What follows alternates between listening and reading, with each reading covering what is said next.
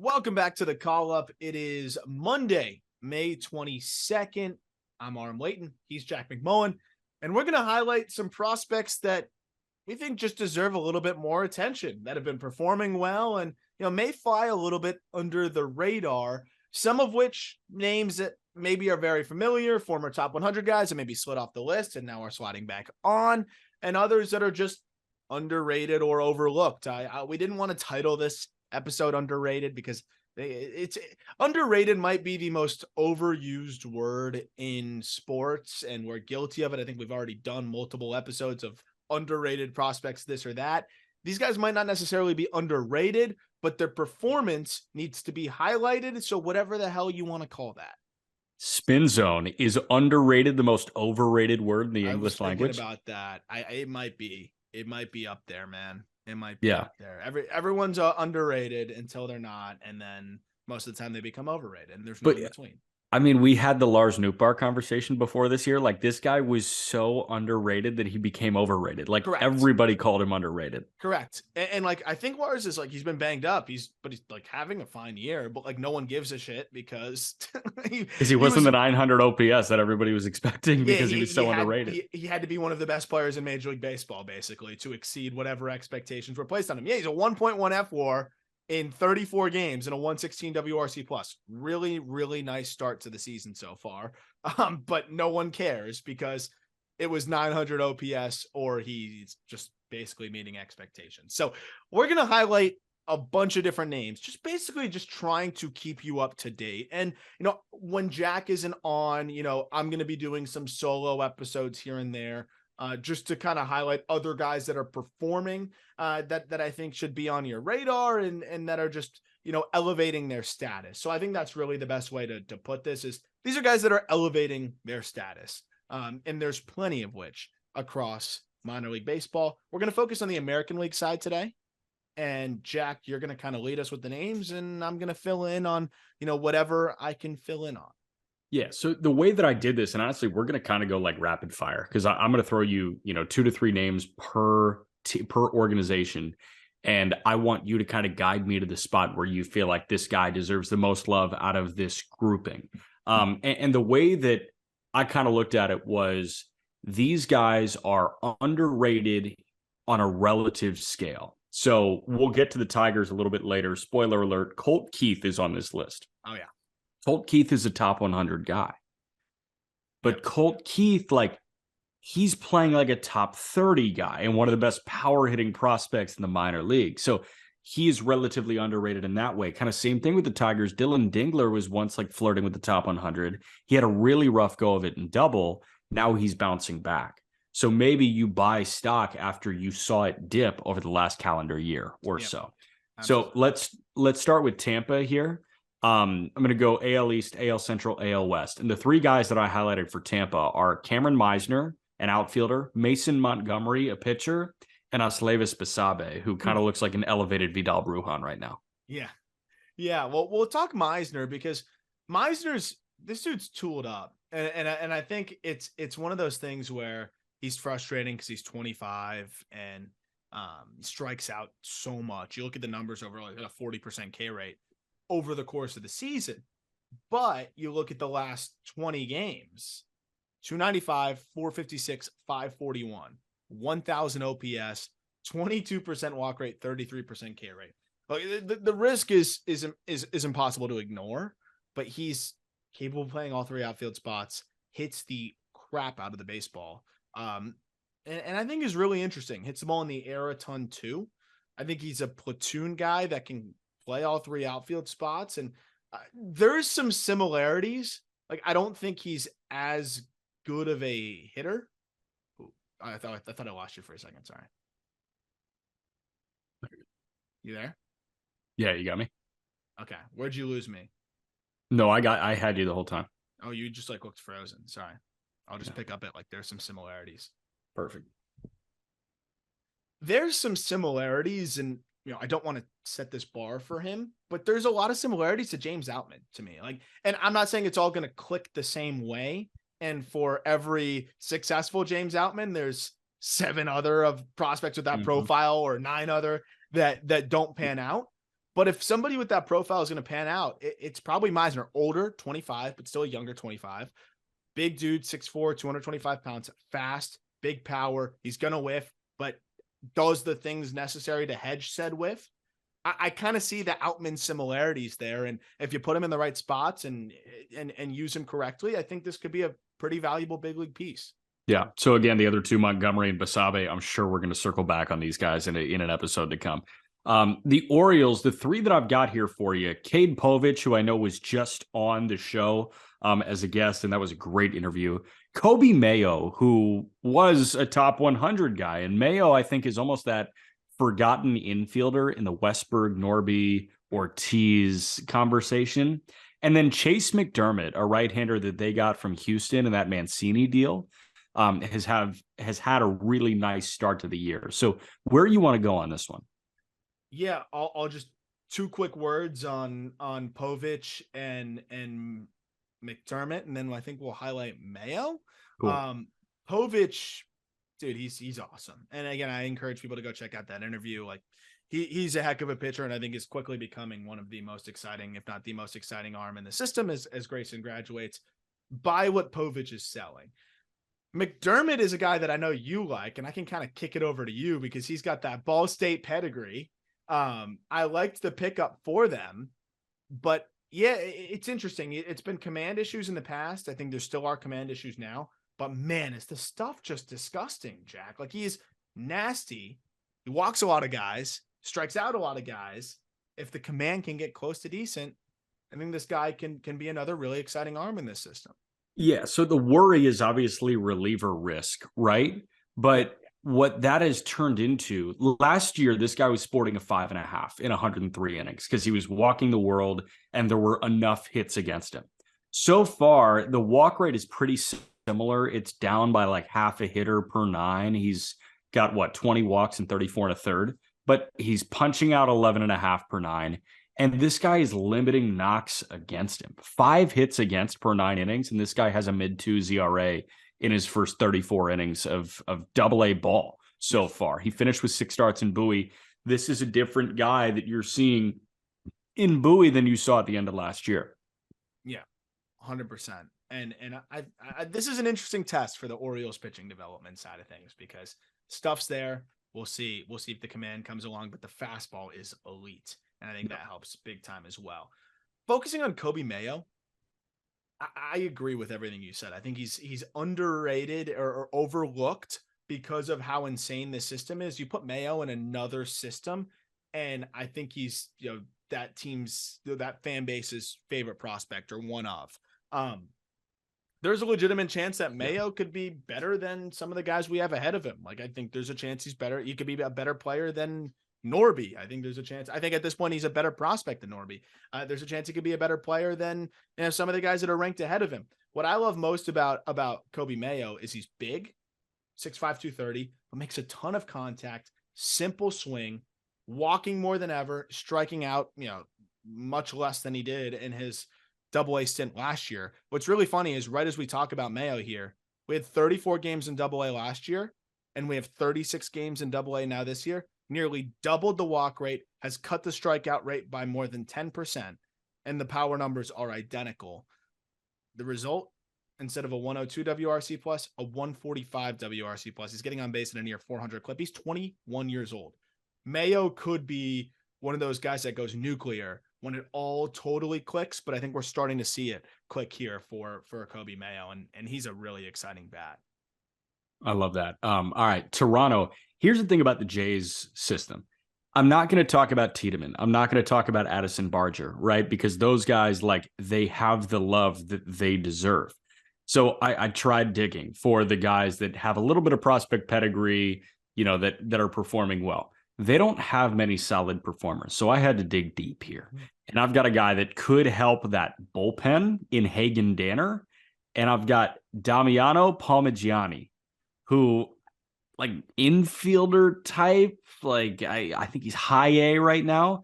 Palmigiani's having a decent start to his year offensively, but Danner, I think, is a guy that can make his way into this bullpen and complement Jordan Romano and Eric Swanson and holy shit, Nate Pearson. Nate Pearson, baby. I would say that might be a guy we should still pretend he's a prospect and talk about him. But Hagen Danner, 96 with the fastball. Disgusting chase rate, swinging strike rate, all of the metrics that you love to see in a fastball. He's got it there. It's surprising it gets hit harder right now than it should, but I think it's going to translate at the highest level. And then the 2 breaking balls are pretty nasty. I agree. I think Danner could be a nice bullpen piece. I'm so interested in Damiano Palmegiani. Did I say that correctly? I have no idea. I don't know if I'm saying it right. Just like I'm just in on what we're seeing here. 18% walk rate in AA, 24% K rate, so 145 WRC plus. He's a young guy. He's your classic, like, overlooked bat first prospect, 14th rounder in 2021, who just mashes. And that's exactly what he's been doing. He's been mashing.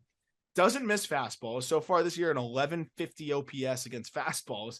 And he struggles against breaking balls. So we'll see.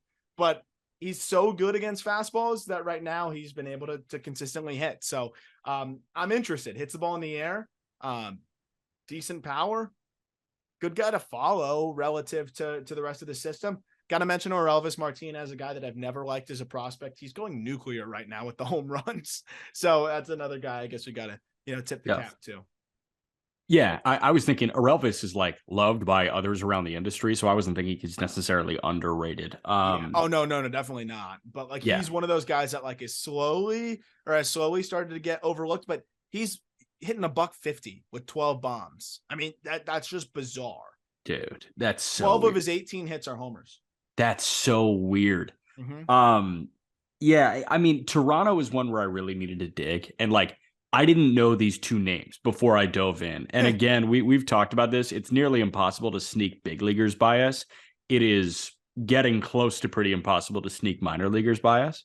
And these are 2 guys that like I did not know at all. So J system's not great. Yeah, I did some digging there, and we found Damiano Palmegiani and Hagen Danner. The Yankees, these are 2 guys that I know you know well. Will Warren, the arm, and Tyler Hardman, who is a solid power hitting option.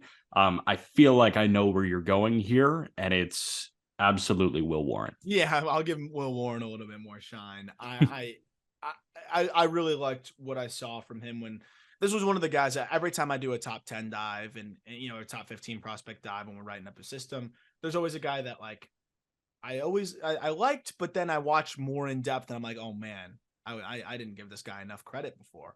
Will Warren was that guy in the Yankee system. Watching those starts, I'm like, this guy's going to get outs, and he's going to go deep into starts, and he's just going to be somebody that might never be a frontline kind of dude, but will be able to just consistently get outs and churn out quality starts, and that's exactly what he's done.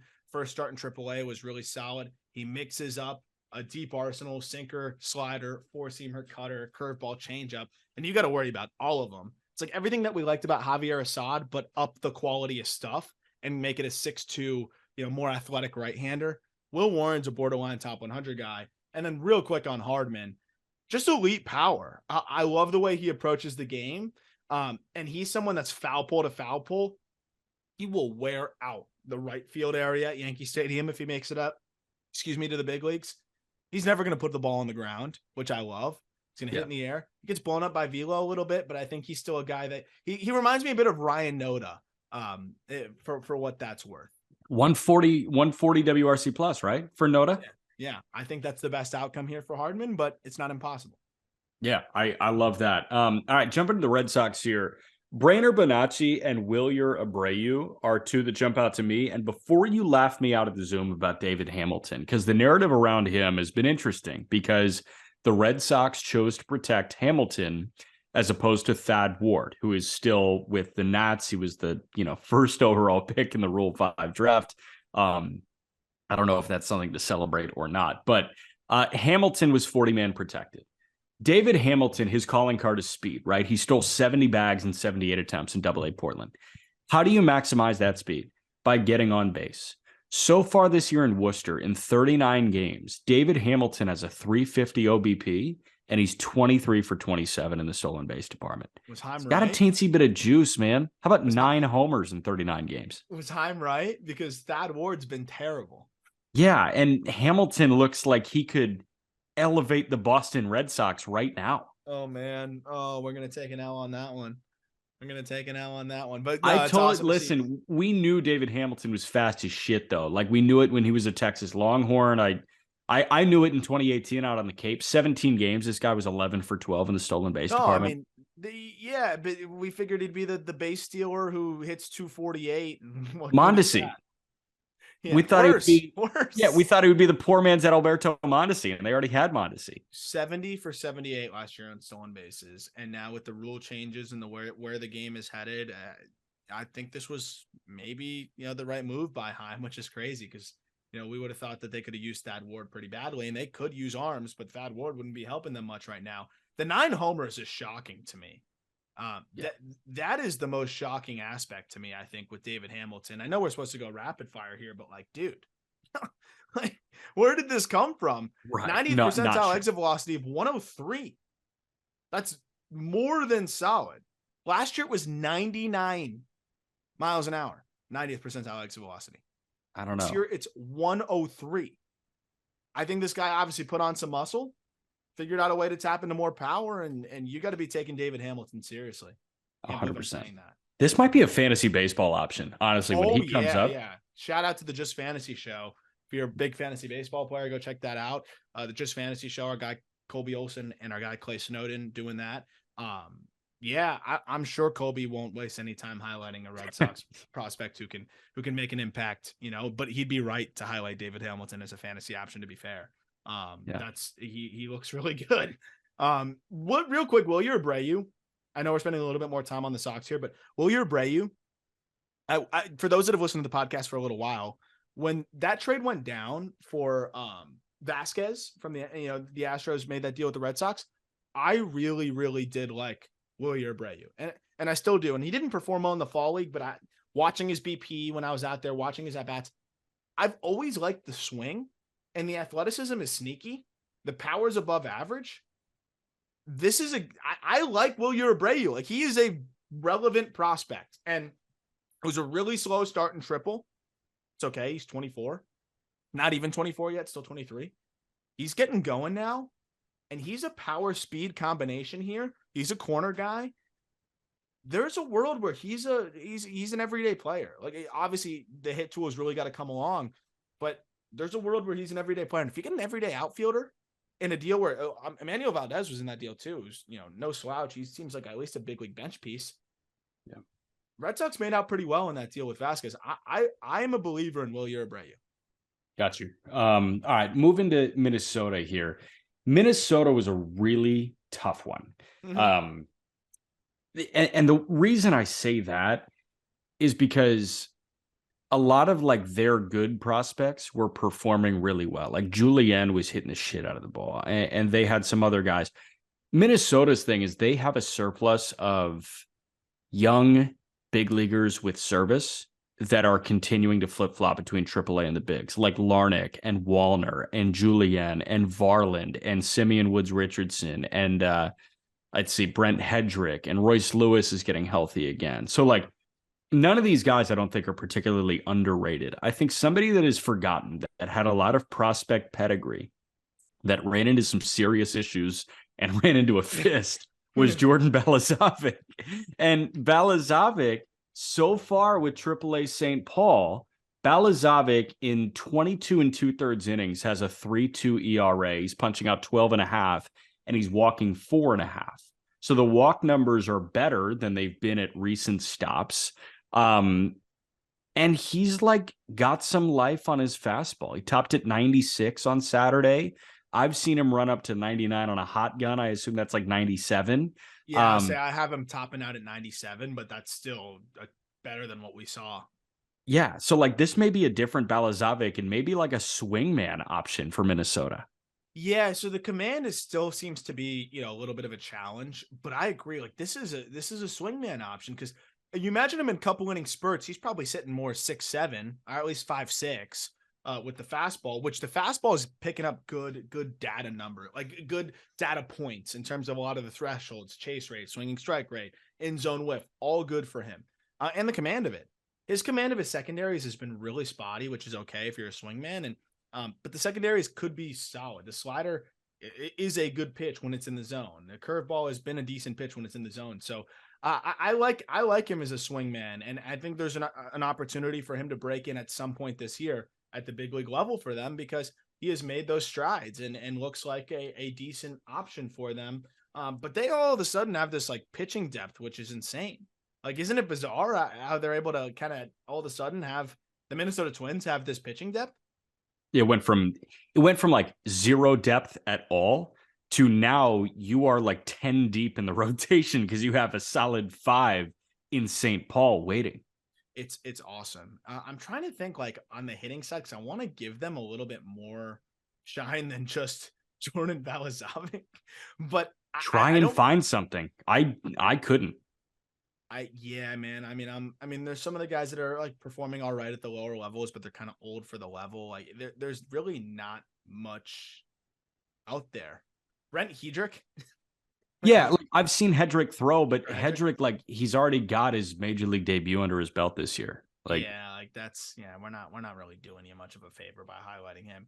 Pretty interesting. Like there's guys that are performing as expected, like you said, but nobody that's really standing out or making a big leap so far this year.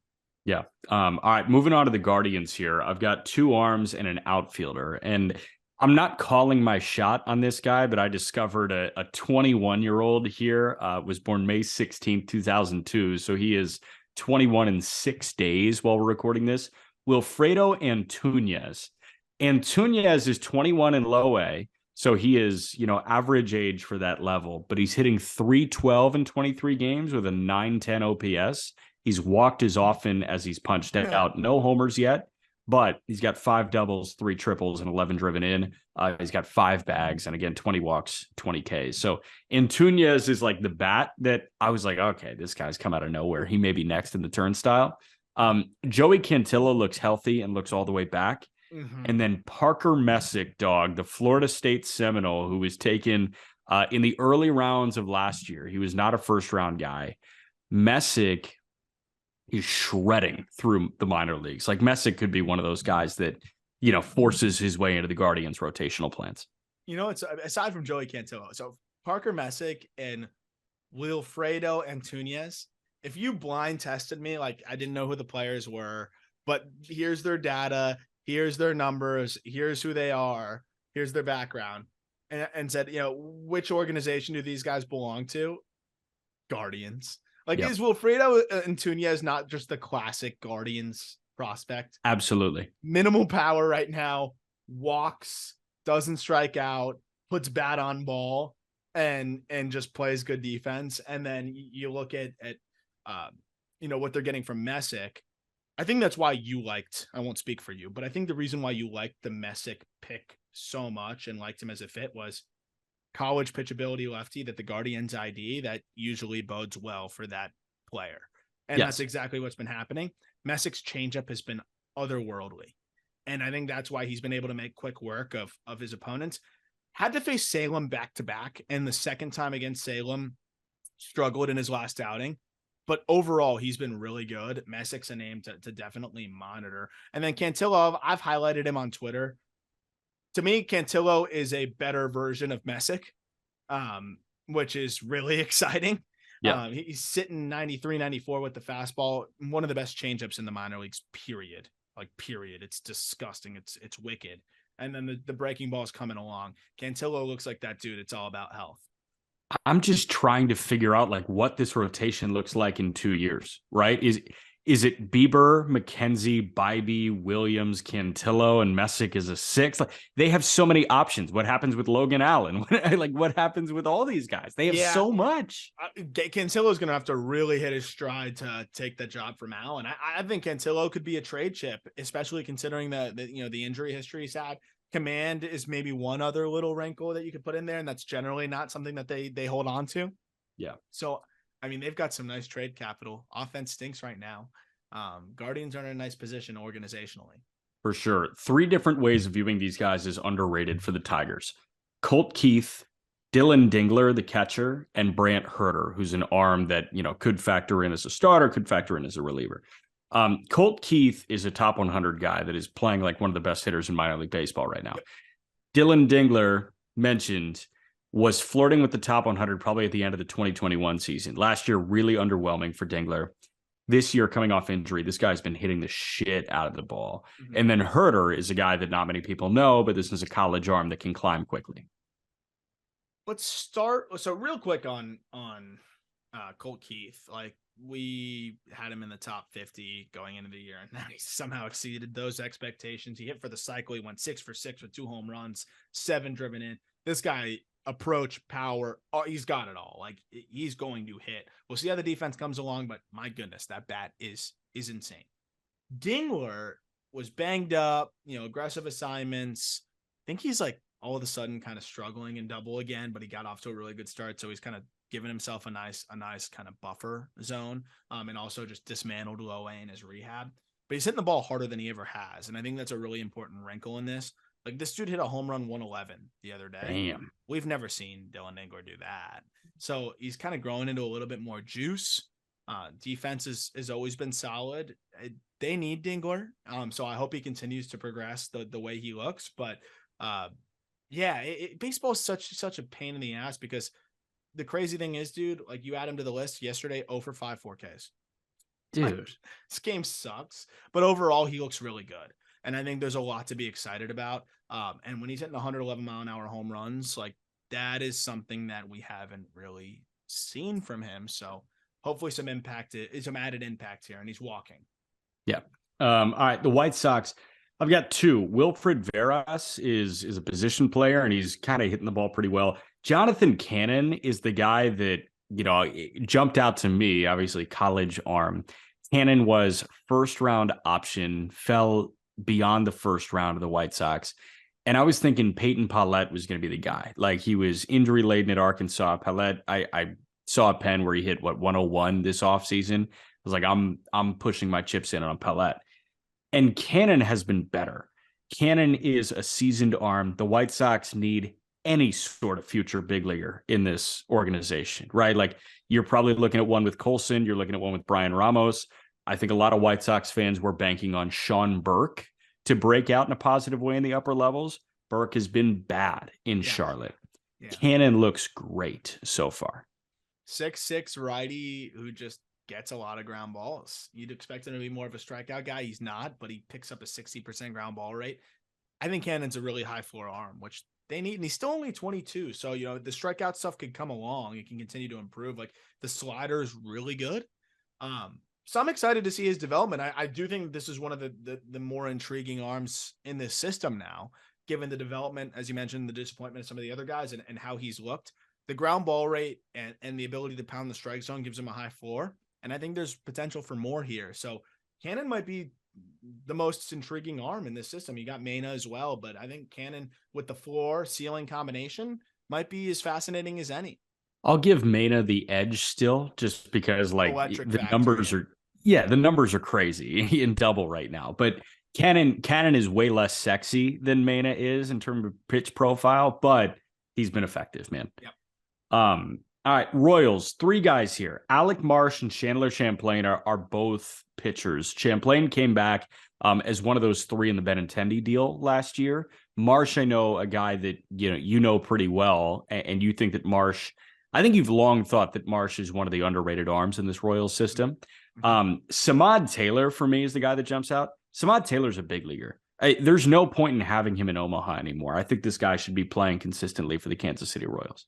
Yeah, I kind of want to talk about all these guys. We'll focus. I'll be quick on Marsh, though. For me, Marsh has always been to me a guarantee, as long as he's healthy, guaranteed big league bullpen arm with how disgusting the stuff is.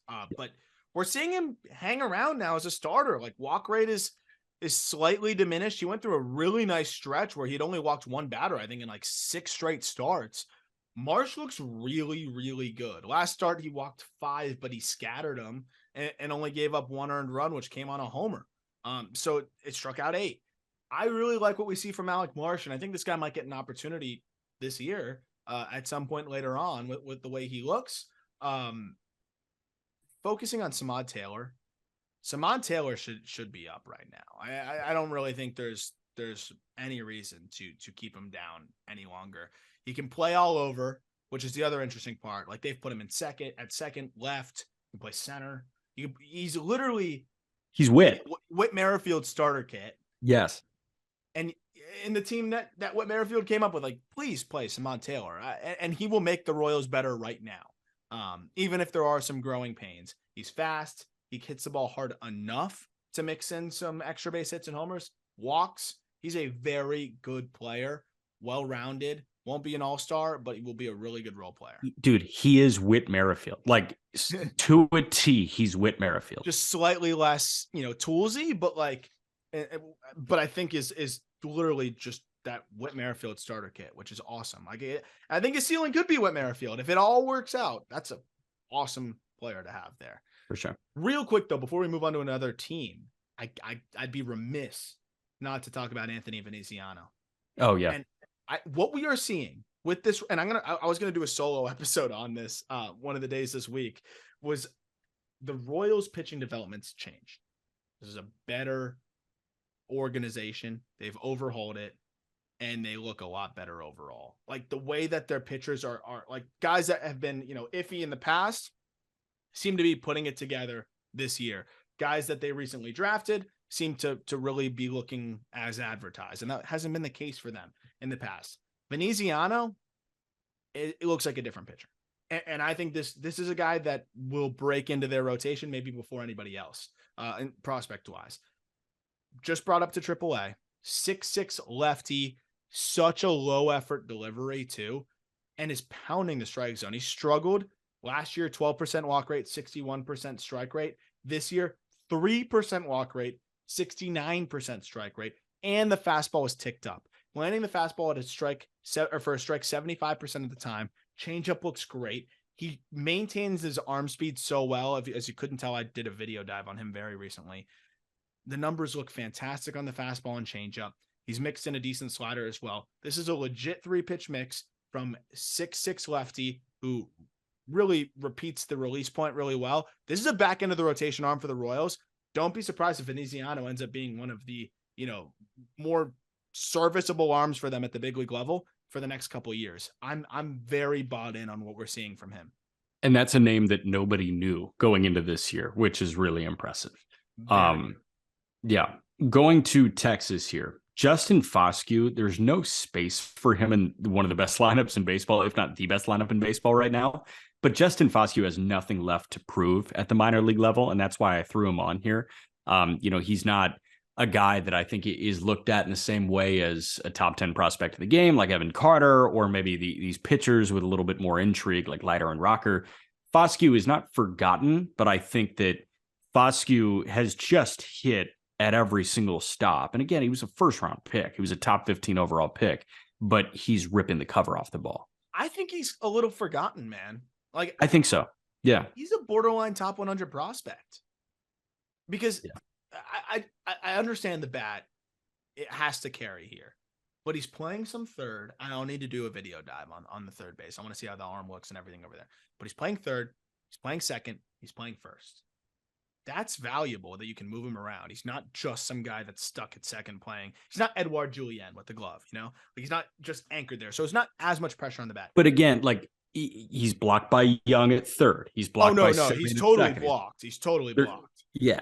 This might be a trade chip because if I'm a team that's making a move, I would be really pumped to pick up Justin Foscue. We're talking about like Erod. Let's say in a world where the Rangers needed Erod. If I could get Foscue for him, I'm over the moon because this is a 90% zone contact guy. I think he's 91% this year. Yeah. Who hits the ball in the air, hits the ball hard. And this was another one. When I did the Rangers write-up, their top 10, I pumped Foscue up pretty high. I'd have to go back and check where it was. But that was one where I was like, I was not expecting to put the grade that I put on his hit tool. I put his plus hit tool on Justin Foscue. I never thought that would be the case. And now that he's playing multiple positions, I think it's in preparation for a potential call-up. They got to find a spot for him. And I think the performance of Duran, the performance of some other guys kind of, makes him blocked. But I agree, there's nothing left to prove. He's hitting it in the air consistently. He doesn't chase. He makes a ton of contact. He walks more than he strikes out. I really like Foscue, and this is a name to watch in the top 100 update. I love it. Other guy with the Texas Rangers is somebody that got a lot of international recognition in March for all the wrong reasons. Mitch Bratt, the 19-year-old, is throwing in high A right now, and Bratt was the one that had to face Trout, then Mookie, then Nolan, then Goldschmidt, and I think he got an out mercifully, but like they put 6 on him in the first inning. And Bratt, like, I mean, he was a sacrificial lamb for Canada. It was pretty brutal to watch, but Mitch Bratt, he had a 2.5 ERA last year in low A as an 18-year-old. So far this year, 3.5 in high A. But the thing that jumps out to me is the strikeout rate has stayed very similar to what he did in low A, which was impressive. Bratt striking out 11 guys per 9, but the walk rate is down to under 2 guys per 9. He's commanding the hell out of the ball right now for a 19-year-old. Pitchability lefty, but to be as polished as he is, like you said, commanding the hell out of his stuff as a 19-year-old lefty, pretty awesome. And I think that's why they were willing to, roll Brad out there in that spot, because of how advanced he is. I think, as a pitcher relative to what you'd expect from his age. Fastball shape is really good. So even though he's low 90s, it has a ton of carry. I like Brad. He's another dude that, like, this Rangers system has really come together. What Chris Young's doing out there, they're more than just a team that's spending at the top.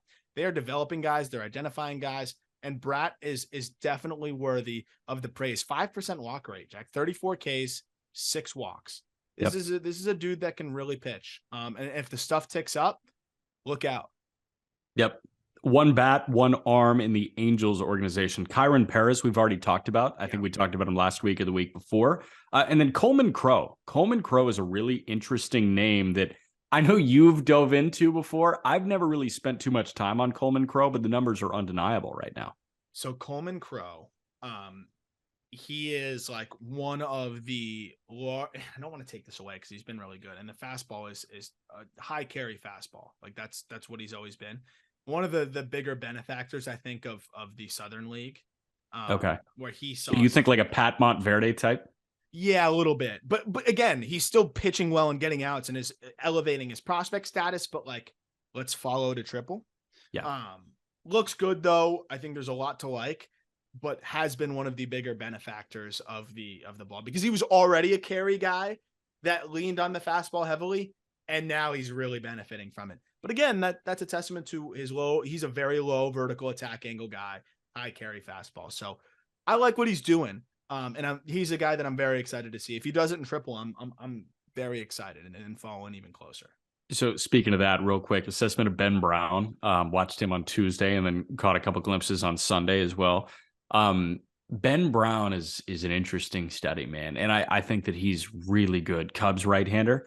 Also just like looking at the build on Saturday, I wasn't working. So I sat like almost front row, and I like watched Ben Brown walk by me a couple times, and I was like, this he's a big dude, and like his neck is super long and his limbs are super long. Like he's kind of got that weird build that you really want in a big league pitcher. Absolutely. I think he's going to put it all together, no doubt. And then also, I'm pretty pissed at you for not putting Trey Cabbage on here. So we talk about Cabbage a lot. He should be talked about every episode. Okay, that's fine. He has 12 bags. He's 12 for 13. I'm in. No, I'm an asshole for not having Trey Cabbage on here. And then Paris we talked about, but like, what he's doing is really awesome. I'm excited about him. Obviously want to see the whiff limited a little bit more, but again, his strikeout rate's like 3 or 4% above the league average at 32%. So you got to factor in where he's at. 13 for 14 on bags, hitting homers. He looks awesome, and then he's too popular already to put in this list, but I gotta hit on him. Edgar Caro has just been fantastic, absolutely fantastic. Handling the AA assignment as a catcher. They brought him up there to work with the coaches because they like the coaching staff there. And man, has he been great as one of the youngest players at the AA level. Yeah. 2 Astros bats here, not named Drew Gilbert. Your guy Loperfido and Ryan Clifford. Both these guys have been hitting the crap out of the ball right now. Loperfido has been more impressive. You could argue, aside from Gilbert, Loperfido has probably been the best Astros bat so far, especially with Dearden slowing down a little bit in triple. I'm still a sucker for Pedro Leon, but that guy is like overrated, I know. But yeah, man, Loperfido and Ryan Clifford, the 2 guys that I ID'd here. Let me make this abundantly clear. And I know I just hated on the word underrated, but here's area where it is very relevant. Joey Loperfido is the most underrated prospect in the Astro system. And I don't think it's necessarily close. Drew Gilbert is really good. And he's technically, I think, overlooked because he's a top 100 guy. He will be on our update. But I think he's going to be a consensus guy by the time everybody updates their list because he's a first rounder. Joey Loperfido, 7th round pick, 6'4", doesn't have that true defensive home. Like, I'd love if he just excelled at second base or excelled at left field. But he's passable at a bunch of different spots. And I've seen him look better and better in center, which I know he likes center the most. Another interview to definitely check out that we did ahead of the season. He's hitting the ball harder. He's hitting the ball more consistently. And he looks good defensively. He's walking a ton. The only hole you can poke is he's putting the ball on the ground too much. But at the same time, he's still hitting for power. Joey can freaking hit, man. Like, Joey is a good ball player. 6'4". He's going to keep, I think, still continue to tap into more power. He can motor. He can move. This is a really, really, really good prospect. And there's a reason why the Astros are very, very high on him. Love it. Mariners, 3 guys. Brian Wu, Jonathan Clase, and Zach DeLoach. Getting so many questions about Brian Wu. I understandably so. Brian Wu looks like Bryce Miller. Like, really? I'm not going to like put that on him. Like, I'm not saying he's going to be Bryce Miller. Yeah. Brian Wu's fastball is insane. This is another guy that I had like marked for whatever filler episode I was going to do to just kind of do like a catch up. Because that's most of the solo episodes I'm going to do is just catch up. These guys are going off, or these guys, I keep getting asked about this guy. So let's catch up on him.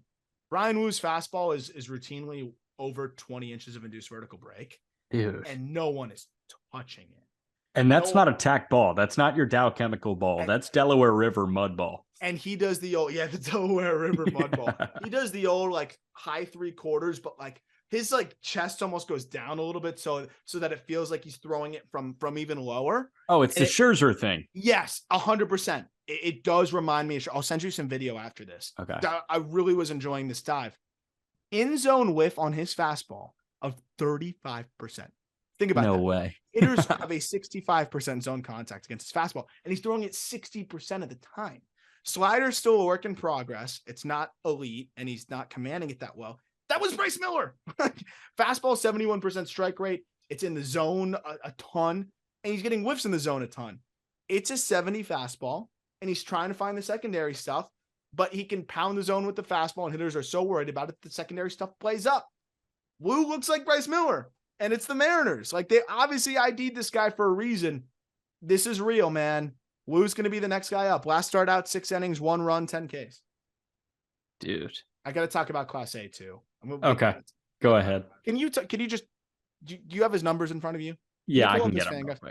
Just read the combined numbers between high A and double A. Yeah. Jonathan Clase. I think I got the spelling right. No, I didn't. Jonathan. Jonatan. Jonathan. So no H in there at all. There we go. Jonathan Clase, 37 games, hitting 293 with a 400 OBP, a 620 slug. So that's a 1020 OPS. In 37 games, 12 doubles, 11 homers, 29 RBIs. He's got 28 bags and 32 attempts. 27 walks, 52 punch-outs. Holy fuck. Switch hitter, too. Oh, my God. And he doesn't turn 21 for another... tomorrow. Happy early birthday, Class A. Happy early birthday, Class A. He turns 21 tomorrow. He's 5'9", so, I think people kind of overlooked him a little bit. How much impact is there?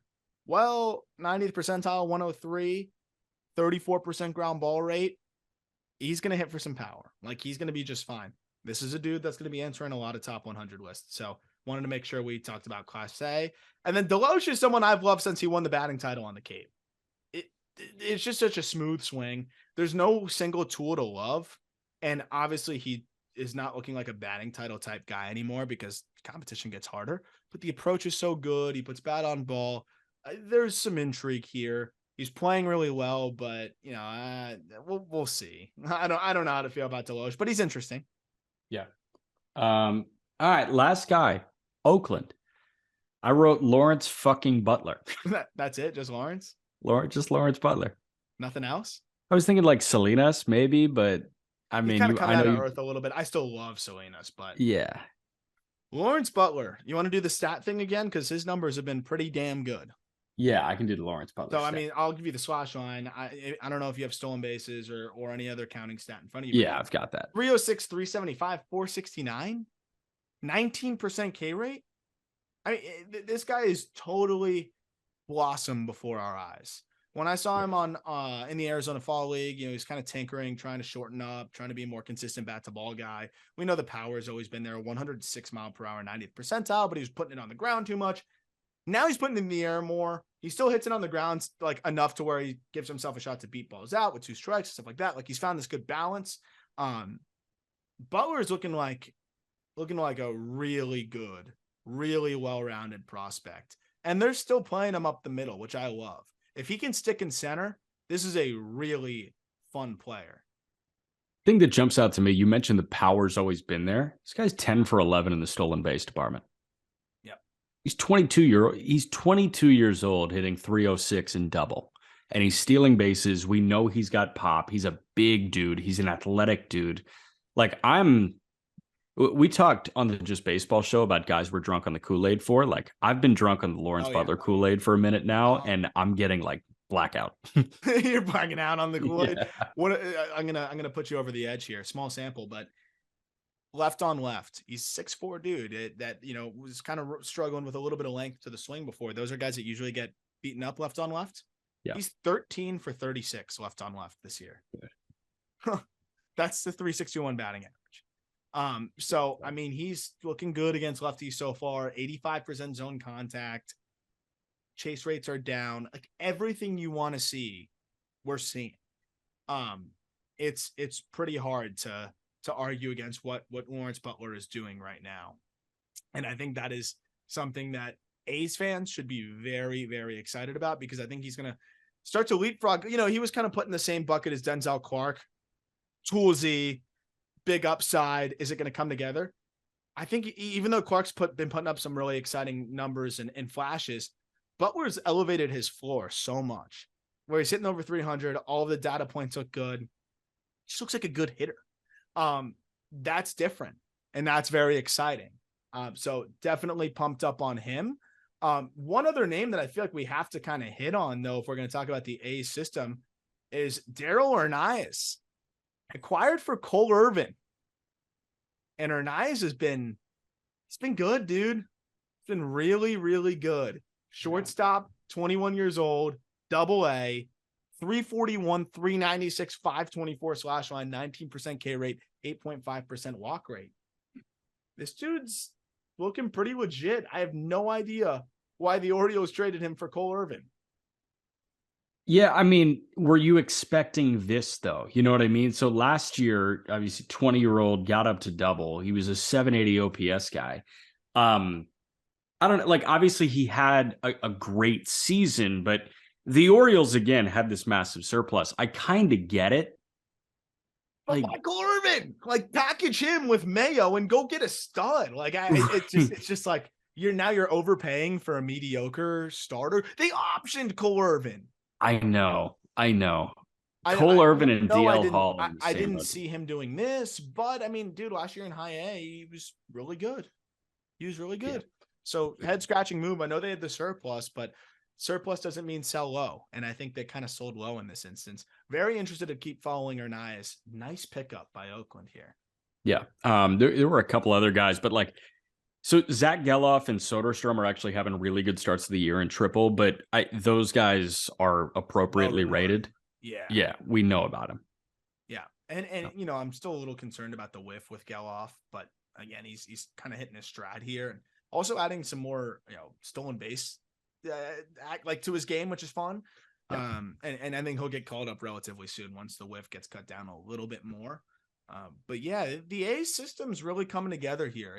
It's a fun one, and I think that'll probably be the next one I write up on the next one that we'll go over. So look out for that, because I do like this Oakland A's system. It's coming together pretty nicely. Cool.